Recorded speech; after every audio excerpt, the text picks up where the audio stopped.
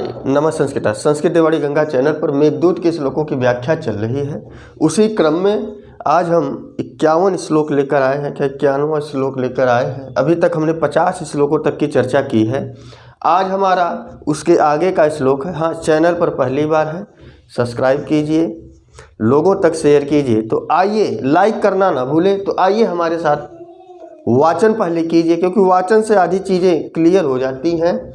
मंदाक्रांता छंद है और मंद और आक्रांत स्वर में इसे गाया जाता है। तो आइए हमारे साथ पढ़िए कि तामोतेर्य ब्रज परिचित ब्रूलता बेभ्रमाणाम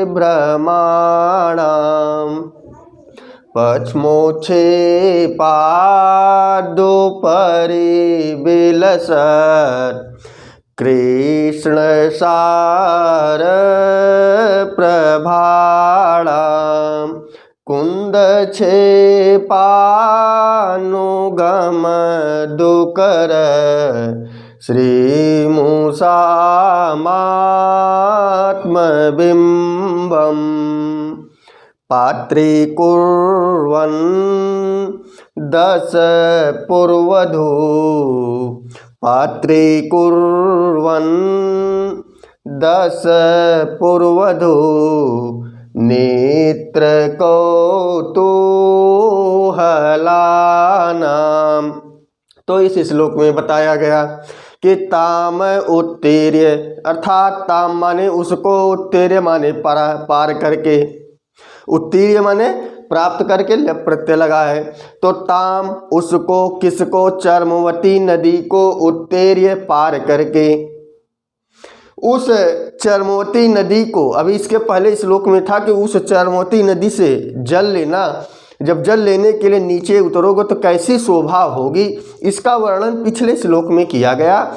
अब उसके आगे के श्लोक बताया और कालिदास यक्ष के माध्यम से कहलवा रहे हैं कि तामुत्तेर्य, अर्थात उस चर्मवती नदी को उत्तीर्य पार करके, जब तुम उस चर्मवती नदी को पार करोगे तो आत्मबिंबम, अपने स्वरूप को, उस चर्मवती नदी को पार करके आत्मबिंबम, अपने स्वरूप को या तुम्हारे स्वरूप को, जो 10 पुर की वधुएं हैं, स्त्रियां हैं, रमणियां हैं, जो कामनियां हैं, वह तुम्हें देखेंगी। साधारण सा अर्थ यही है कि तामुत्तीर्य, उस चर्मवती नदी को पार करके आत्मबिंबम, अपने स्वरूप को 10 पुर वधु, 10 पुर की जो वधुएं हैं, स्त्रियां हैं, कामनियां हैं, जो रमणियां हैं, उनके नेत्र कौतूहलाना, उनके नेत्र के विषय का, उनके नेत्र के कौतूहल का पात्री कुर्वन्, पात्र बनोगे, या उन 10 पुर वधु के नेत्रों के, जो रमणियां हैं, तो 10 पुर की वधु के नेत्रों के कौतूहल का विषय आप बनोगे। पात्री कुर्वन्, ब्रज माने जाना। हे मेघ, जब तुम उस चर्मवती नदी को पार करोगे, ताम उत्तीर्य, तो अपने स्वरूप को, जो है 10 पुर की जो रमणियां हैं, स्त्रियां हैं, जो कामनियां हैं, वह उनके नेत्रों का तुम कौतूहल बनोगे। उनके कौतूहल, उनके नेत्रों का तुम, कौतूहल मान होता है आश्चर्यचकित करने वाला। वह मेघ में ऐसा दृश्य देखेंगे कि उनके आंखों को प्यारा लगेगा, और वह 10 पुर की स्त्रियां आपको, माने दिया ना आत्मबिंबम, अपने स्वरूप को, माने तुम्हारे स्वरूप को 10 पुर की जो स्त्रियां हैं, कामनियां हैं, वह उनके नेत्रों का तुम कौतूहल का पात्री कुर्वन्, पात्र बनोगे, था उनके कौतूहल का विषय बनोगे, और कौतूहल का विषय बनते हुए ब्रज जाना। क्लियर हो गया। और बाकी सब जो है 10 पुर वधु नेत्र कौतूहला नाम का विशेषण है। साधारण सा अर्थ यही था कि हे मेघ, उस चर्मवती नदी को पार करके 10 पुर वधु नेत्र कौतूहला नाम, 10 पुर की स्त्रियों के नेत्रों का कौतूहल का पात्री कुर्वन्, विषय बनोगे या उनके पात्र का विषय बनोगे और उसके विषय बनने के बाद तब तुम ब्रज माने जाना। अर्थात वह 10 पुर की स्त्रियां तुम्हें बड़े ध्यान से देखेंगी। अब आगे बताया गया कि 10 पुर वधू नेत्र कौतूहला नाम कैसा है। अब सब विशेषण दिया गया है। पहला विशेषण दिया गया कि परिचित भ्रू लता विभ्रमाणम, अर्थात जो 10 पुर की स्त्रियां हैं ना, वह विभ्रम अर्थात नयन मटक्का में या आँखों से इशारा करने से या आँखों से आकर्षित करने में परिचित है। जो 10 पुर की स्त्रियां हैं, नेत्र का कौतूहल का विषय बनने का मतलब, अब उनके नेत्र कैसे, उसी की व्याख्या की गई है कि परिचित भ्रू लता विभ्रमाणम, कि अर्थात वह जो नेत्र 10 पुर की स्त्रियों के जो नेत्र हैं वह परिचित है किसमें, विभ्रम में, अर्थात कटाक्ष करने में, तिरछी नज़र चलाने में, अर्थात आँखों से इशारा करने में, अर्थात किसको कितना आकर्षित किया जाए, किस नेत्र से देखा जाए, कितनी पलकें झुकाई जाए, कितनी पलकें उठाने से क्या सामने वाले पर प्रभाव पड़ेगा, इस भ्रू विलास में वह 10 पुर की स्त्रियां परिचित हैं। अर्थात परिचित भूर लता विभ्रणाम, जैसे लता रूपी भावों से, तो लता रूपी भावों, लता भावों रूपी जो है भ्रूलता विभ्रणाम से परिचित है।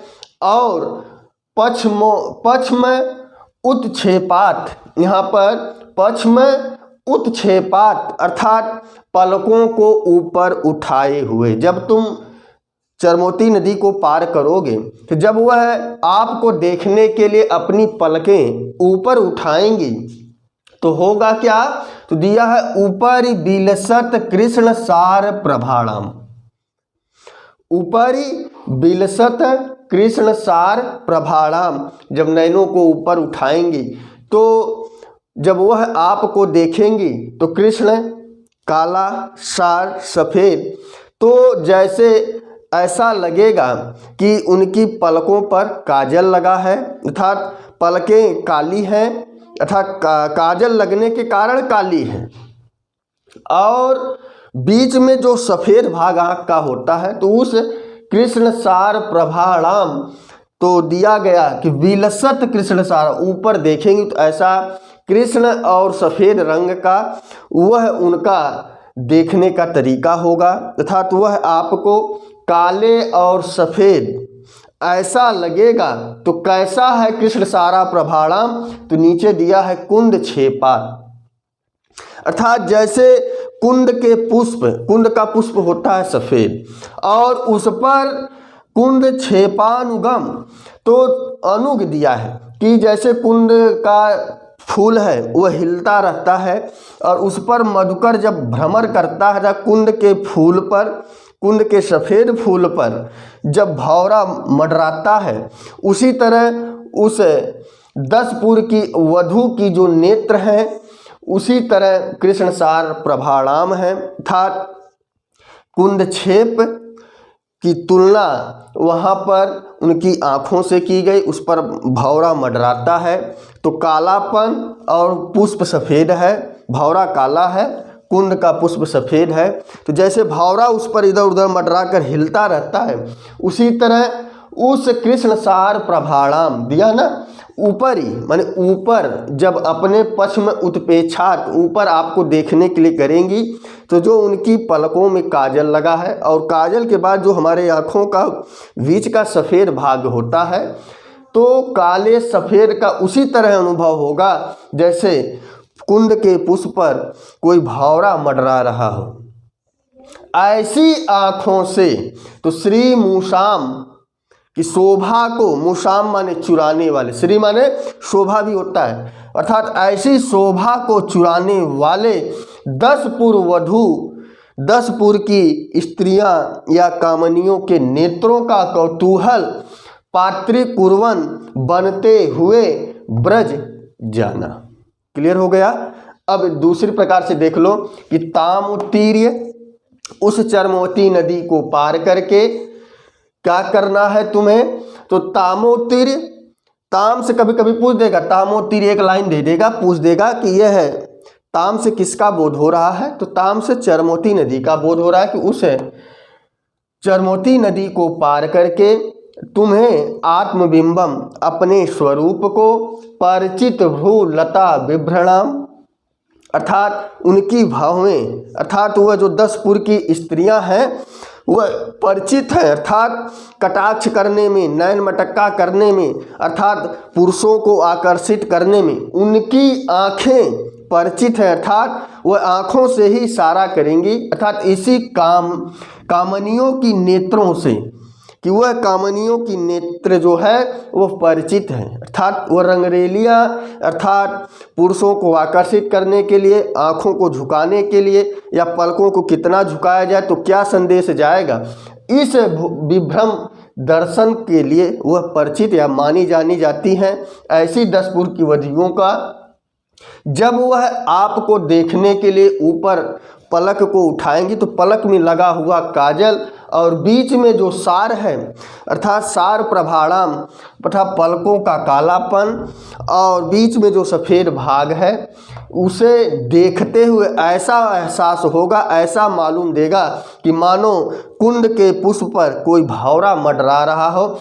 ऐसी नेत्र वाली 10 पुर वधू जो 10 पुर की वधुएं हैं, ऐसी श्रीमुषाम उनकी शोभा को चुराने वाले नेत्रों का कौतूहल का, नेत्रों के कौतूहला नाम कौतूहल का पात्री कुर्वन विषय बनना ब्रज माने जाना, माने 10 पुर वधु के नेत्रों की जो स्त्रियां हैं उनके नेत्रों के कौतूहल का विषय बनते हुए ब्रज माने तुम्हें जाना चाहिए। क्लियर हो गया? एक बार हमारे साथ वाचन कीजिए कि तामो तेर्य ब्रज परिचित भ्रूलता बिभ्रमाणां पश्चिमोच्छे पादो परिविलसत् कृष्ण सार प्रबालाम् कुंद छेपानुगमधुकर श्रीमुषामात्मबिम्बं पात्रे कुर्वन् 10 पुरवधू नेत्र कौतूहलानाम।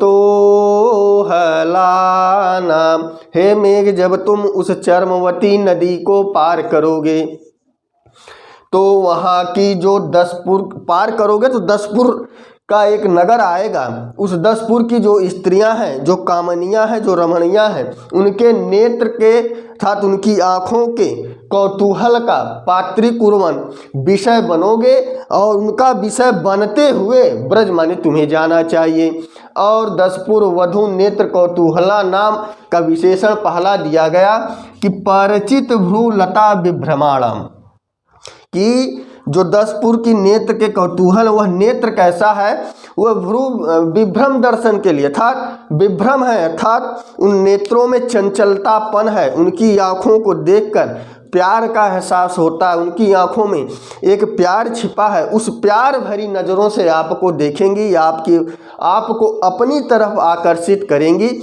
ऐसे नेत्र का दर्शन करते हुए, ऐसे नेत्रों का पात्र बनते हुए तुम्हें वहाँ से जाना चाहिए। कहाँ से? उस 10 पुर नगर की स्त्रियों के नेत्रों का दर्शन करते हुए जाना चाहिए।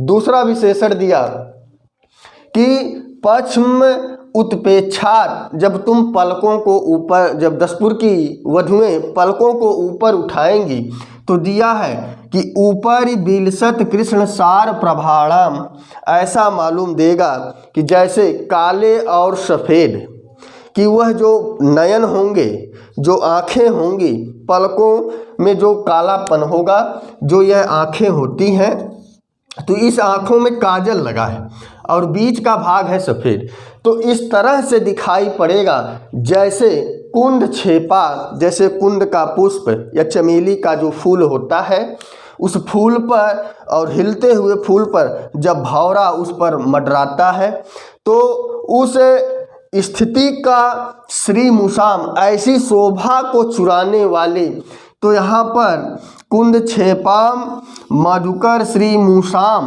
यह भी जो है कौतूहला नाम माने दसपुर वधु नेत्र कौतूहला नाम का विशेषण। 3 विशेषण मिले इसके कि दसपुर वधु नेत्र कौतूहला नाम के, कि कुंद छेपानुगम नुग अनुग मधुकर श्रीमुषाम दसपुर वधु नेत्र कौतूहला नाम, और ऊपर बिलसत कृष्ण सार प्रभाणाम दसपुर वधु नेत्र कौतूहला नाम, और परिचित भ्रूलता विभ्रमाणाम दसपुर वधु नेत्र कौतूहला नाम। क्लियर हो गया।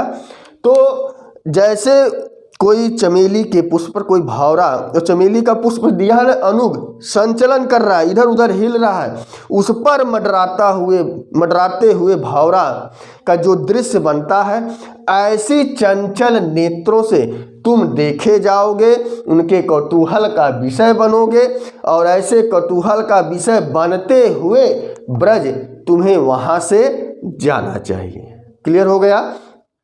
तो यह इसका अर्थ रहा। कभी कभी उत्तर में पूछ देता है कि प्रत्यय कौन सा है, तो लेप प्रत्यय है, उद धातु है, उद उपसर्ग है, त्रि धातु है, और उसके बाद लेप प्रत्यय लगा हुआ है। आत्मबिंबम कर्म है, किसका है? पात्रे कुर्वन का। किसका है? पात्रे कुर्वन का। यह कर्म है कि आत्मबिंबम पात्रे कुर्वन, अर्थात अपने स्वरूप को पात्र कुर्वन माने करना, अपने स्वरूप को करना। क्या करना? तो वही दिया है कि उनके कौतूहल का विषय बनना। क्लियर हो गया। तो यह इस श्लोक का अर्थ रहा। व्याख्या कैसी लगी कमेंट बॉक्स में अवश्य लिखें। तो बस आज के लिए इतना ही। नमः संस्कृताय, शुभ संध्या, शुभ रात्रि।